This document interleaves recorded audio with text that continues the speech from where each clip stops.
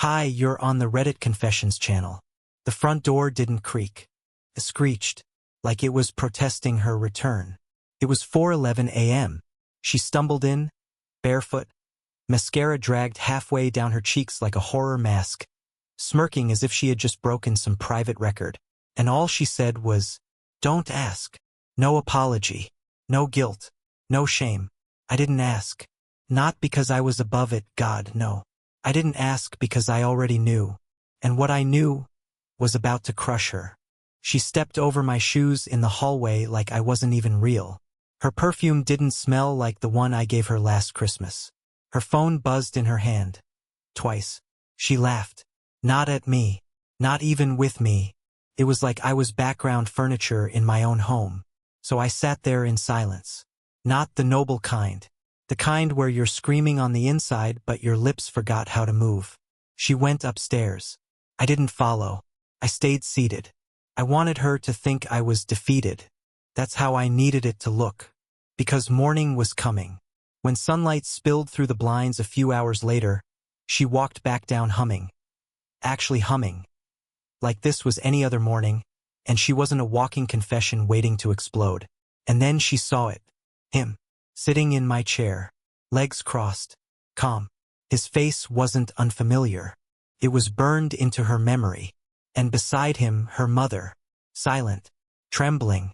With eyes like someone who just walked through a fire she couldn't put out. Celia's mouth opened, but no sound came. She took one step forward. Then another. And then, like the guilt finally pulled the lever, she collapsed. Right there. In the living room she once ruled. No more smirking. No more midnight lies. Just the heavy truth. And the weight of someone finally meeting the consequences they thought they'd outrun. And that was just the start. She didn't faint gracefully. There was no slow-motion tumble or cinematic gasp. It was ugly. Sudden. Her knees buckled and she crumpled like someone had yanked her strings. The sound of her body hitting the floor cracked through the silence like a snapped bone. I didn't rush to her. Neither did he. Only her mother moved. Instinctively. Like a woman who'd had to catch her daughter too many times before. She knelt beside Celia, gently tapping her cheek, whispering her name over and over, her voice cracking by the third try. I stayed standing, hands clenched, watching. Celia came to in seconds, eyes darting between me, her mother, and, most of all, him. She tried to speak, but her mouth was dry. She looked at me like I'd betrayed her, as if I had done something cruel. Like I had no right to set this up. But that chair wasn't for comfort. It was a spotlight. He didn't flinch, didn't gloat, just sat there, his fingers laced in his lap, legs crossed like a man who had been waiting for this moment longer than any of us realized. She finally found her voice and said his name, barely above a whisper. Braden. Yeah. Braden. That name meant something to her. A long time ago, it had meant something dangerous. Back before me, back before stability, back when she wore chaos like perfume. He was the story she never finished telling me. A mistake from her past that she claimed was long gone. But here he was, in my chair, in my house, with her mother beside him. And no one said a word about why. She pulled herself up slowly, like the floor still held onto her legs. What is this? Why is he here? Her voice cracked like a windshield in winter. Her mother didn't answer. She just looked at her daughter with this raw kind of sorrow that you usually only see in people who have run out of time and apologies. I finally spoke, my voice quiet but steady. You came in at 4 a.m., telling me not to ask. I didn't, but he did. He asked everything. Celia's lips trembled. You brought him here? I nodded. I didn't have to. He asked to come. And she, I gestured toward her mother, insisted I let him in. Celia turned toward her mom with wild, wet eyes. Why would you do that? She whispered. But her mother didn't answer. She reached into her purse, pulled out a folded piece of paper, and placed it on the coffee table. Celia stared at it like it was ticking. That's when I realized. She wasn't afraid of him. She was afraid of what he brought with him. And we hadn't even opened the envelope yet. The envelope didn't move, but it was the loudest thing in the room. No one reached for it right away. Celia stared at it like it was radioactive. Her mother wiped her face in silence, the tissue now completely soaked, as if this act, handing over whatever truth she'd kept buried, was costing her more than years of pretending ever had. Braden still hadn't said a word. He just sat there with this look that wasn't anger. It was more like pity. And I don't know why, but that made everything worse. Celia finally broke the silence. "What is that?" Her voice was thin, controlled. Not the defensive scream I expected. No denial, just fear. Her mother looked at me instead of her and said, "He deserves to know." Then she turned to Celia. "And so do you." I don't know what I expected when I picked it up. I guess part of me thought it was some dramatic bluff, something symbolic. But it was real. It was thick. I felt multiple papers inside. As I slid my thumb under the flap, Celia's hands shot forward. "Lester, wait." But it was too late. The first thing I saw was a photograph. A cheap printout on glossy paper, probably from a pharmacy printer. It was recent. I recognized the date in the corner. Just 3 weeks ago. It showed Celia standing in a park. Not our neighborhood. Not anywhere near here. She was holding a child. A boy, maybe 4 or 5. Her body was angled, like she didn't want to be seen, but her face was visible. So was the boy's. And behind them, with a hand on the kid's shoulder, was Braden. My heart didn't stop. It shattered. Slowly. One piece at a time, like glass cracking under pressure. Celia lunged forward, trying to snatch it from my hands, but I stepped back. "Don't," I warned, and she froze. Her mouth opened, closed again, and then her eyes dropped to the floor. No explanation. No lies. Just surrender. I looked at Braden. My voice was shaking. "Is he?" Braden finally spoke. "He's mine, but he might be yours." The air left my lungs. My hands trembled. I looked down at the picture again and realized, for the first time, the boy looked familiar. Not exactly like me, but not like Braden either. There was something else, something in the eyes. Celia's eyes. I turned to her, needing an answer, any answer. But she only whispered, "I didn't know how to tell you. I didn't even know for sure. Not until he got older." My throat felt like it was closing. "You kept this from me for 5 years?" Celia didn't nod, didn't shake her head. She just looked broken, small. Like all the control she thought she had over this narrative just vanished the second Braden sat down. I opened the rest of the envelope. DNA test papers. Not just one. Multiple. 3 tests. All recent. All with conflicting results. And at the bottom of the last page, a handwritten note. "We need to talk. He's starting to ask who his real father is." Celia looked at me then, not with guilt, but with terror. Because this wasn't just about betrayal anymore. It was about what came next. I wanted to scream. I wanted to shatter something loud enough to match the noise in my head. But I just stood there, holding those test results like they were burning through my fingers. Braden sat still. Celia had collapsed into a corner of the couch, eyes swollen, lips twitching like she wanted to speak, but didn't know what words wouldn't make it worse. Her mother couldn't even look at her. She was staring down at the floor, the lines in her face deeper than ever, like this moment had aged her 10 years. The silence stretched too long. I broke it first. "Why now?" My voice cracked. "Why bring this here? Why not just handle it like normal people, privately? Why drag him here?" I pointed at Braden like he was the infection. He didn't flinch. He actually nodded, which somehow made it worse. "I asked to meet you months ago," he said calmly. She refused. I gave her time. I thought if I waited, she'd come clean. But she kept stalling. So I found her mother. And I found you. He looked at me with this odd sense of understanding, like he'd already anticipated my explosion and decided not to react to it. Celia shook her head. "You don't understand. None of this was supposed to happen. It was one night. Just one." I blinked. "One night? That's all it took to build a second life?" Her voice cracked. "It was during that business trip to Reno. Remember? You had that flu and told me not to cancel. You were trying to be supportive."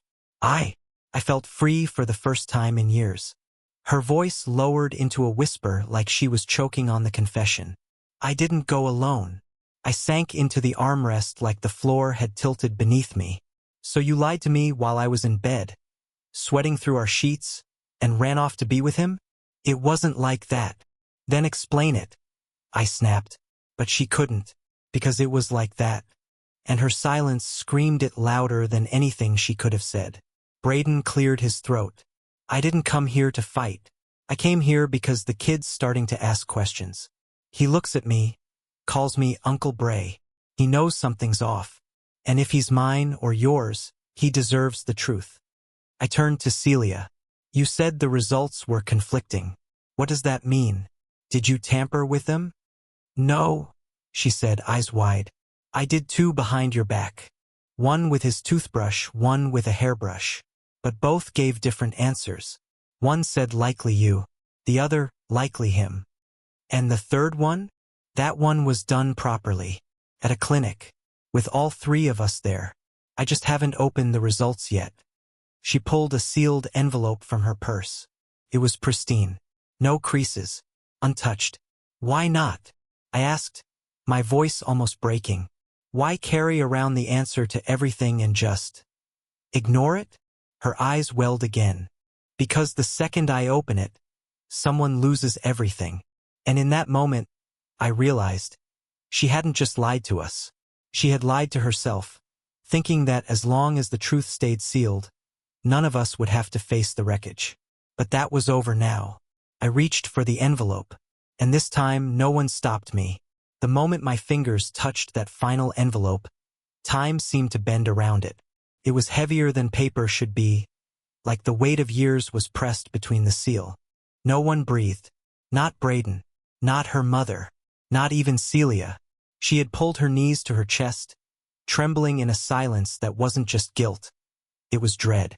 Because once that seal was broken, no more pretending. No more delays. Only consequences. I could have handed it to her, told her to do it. But I didn't trust her anymore. Not with a truth this sharp. My hands shook slightly as I slid my thumb beneath the flap. I don't know what I expected. Some dramatic drumroll in my chest. But instead, everything just went still. I unfolded the page. Neat print. Clinical. Cold. Probability of paternity. 0%. Took me a second to even process the words. 0. Not mine. The boy wasn't mine. I didn't shout. I didn't cry. I just sat there as the room tilted sideways in my head. Every smile I had imagined from that boy, every version of the future I'd quietly built, gone. Like a sandcastle swallowed by tide. I handed the paper to Celia without looking at her. She took it with both hands, as if it were fragile, like the truth could be damaged if she held it too tightly. She read it. Her lips parted. But nothing came out. Then her mother finally spoke, voice raw. I begged you to tell him when the baby was born. I begged you not to lie. Celia didn't respond. She just stared at the paper like it had rewritten her entire life in a single sentence. Her eyes flicked to Braden, who was now visibly shaken, too.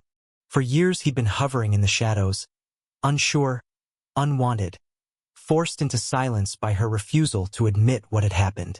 Now he had confirmation, and the expression on his face wasn't triumph. It was grief.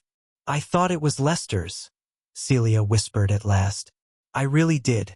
For a while, I truly believed that. And then when the doubts started, I panicked. I didn't want to lose everything. I didn't want either of you to hate me. I looked at her then, finally, and I think she expected rage. But what she got was worse.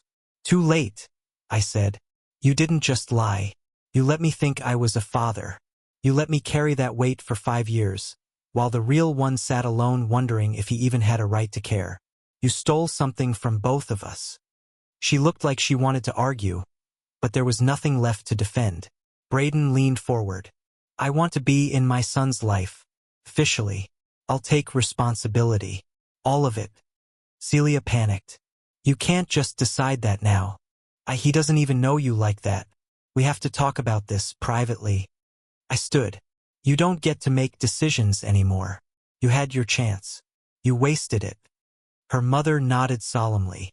You've hurt too many people, Celia. Maybe it's time you stop talking and start listening. Celia looked around, realizing the ground she'd stood on all this time wasn't just cracking. It had completely vanished. She wasn't in control anymore. And for the first time, she looked scared not of what would happen to her, but of who she'd become. Celia always had a way of making chaos look like an accident.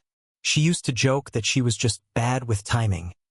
Like that explained away the messes she left in her wake. But now, standing in the aftermath of years of deception, her excuses were peeling off like paint. She looked smaller somehow, like her world had shrunk to the size of the coffee table where the DNA papers still lay. Braden sat silently, but he wasn't still. His knee bounced slightly, his fingers twitching against his jeans. He was holding back years of swallowed pain, and it was starting to surface. She reached for me, of all people. Lester, please. I know I hurt you. I know this is horrible. But we had a life, didn't we? All those years, that wasn't fake. I loved you. Pulled away. You loved the version of me that didn't ask questions.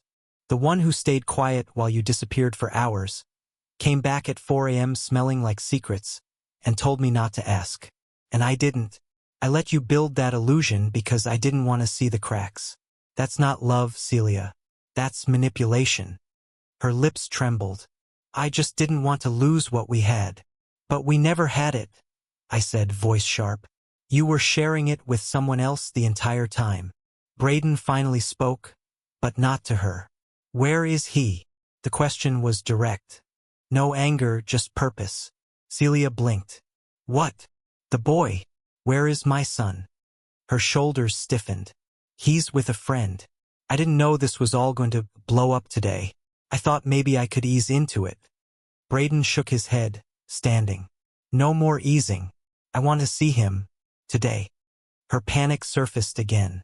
He doesn't know who you are. He barely remembers your name. I told him you moved overseas. You think I can just drop you into his life without damaging him? Braden looked at me. You've been around him more than I have. Is he happy? It was a dagger. I hesitated. He's confused. Quiet. He's smart, though. He watches everything. I don't know what you told him, Celia, but he knows something isn't right. He always has. Her mother finally chimed in, voice calm but cold. You can't keep lying to a child just because the truth might make you look bad. He's gonna grow up and hate you for it. Celia's voice dropped to a whisper. I already feel like he does. Braden moved toward the door. Give me the address. I'm not asking again. I could see her battling herself, weighing what she could still control. But it was over. She scribbled the address on a receipt from her purse and handed it to him with shaking fingers. As he left, I felt a strange mix of relief and dread. He was doing what I couldn't anymore. He was stepping up, while I felt like I was slowly disappearing from the life I thought I'd built. Celia sat down again, but not next to me. She was alone now, truly, and I could see in her eyes, this wasn't the end of her unraveling. This was just the beginning. Because once the truth comes out, it doesn't stop. It echoes. It was nearly dusk when Braden texted me. Just a short message. You should come. I was already in my car before I even finished reading it. I didn't tell Celia I was leaving. She had curled up on the couch after he left, staring at nothing, occasionally mouthing words to herself I couldn't hear.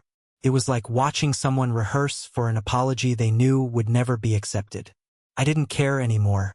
My hands were on the wheel, my heart numb, and every turn I took felt like a chapter I'd missed the first time around.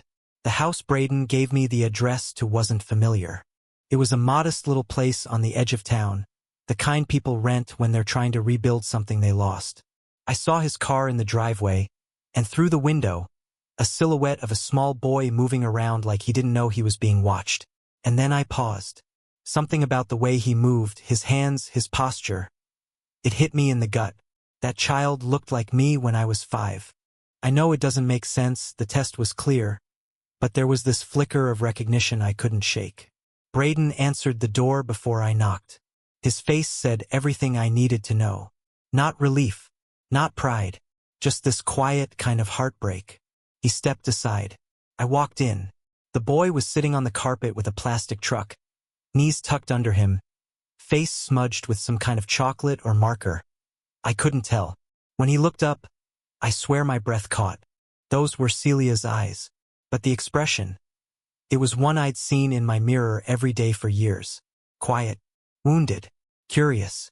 Braden crouched beside him. "Hey, bud. Remember I told you someone might come by today?" The boy nodded cautiously. "This is Lester." He looked up at me, squinting like he was trying to place me. "You're the guy from the pictures," he said. I blinked. "What pictures?" "Mom has photos in a drawer. You're in a lot of them." Braden looked away. I couldn't tell if he was angry or just exhausted. I sat down on the edge of the couch. "What's your name?" He hesitated, then said, "Eli." I swallowed. "Hi, Eli. Are you my dad's friend?" There it was. That awful, heavy question no one had prepared for. Braden opened his mouth, but I raised my hand. "I'm someone who cares about you a lot. That's what matters right now." Eli looked at me like he didn't quite understand, but he smiled anyway. It broke something in me I didn't know was still intact. We played on the floor for almost an hour. Braden let us talk, build towers, laugh. And all the while, I kept wondering, how many moments like this had I missed because of one night in Reno? How much had been stolen? Not just from me, but from him. Eventually, Braden walked me outside. The sun had dipped behind the hills. We stood in silence for a while before he spoke. "I don't know how to be a father, man, but I'm going to try, and I hope to God I don't screw it up." I nodded. "You won't. Just don't lie to him." He looked at me. "Do you want to be part of his life?" The question shook me, because I didn't know. I wasn't his dad, but I had loved a version of him for years without even knowing his name. I said, "Let's take it one step at a time." And for the first time in weeks, that didn't feel like giving up. Felt like starting over.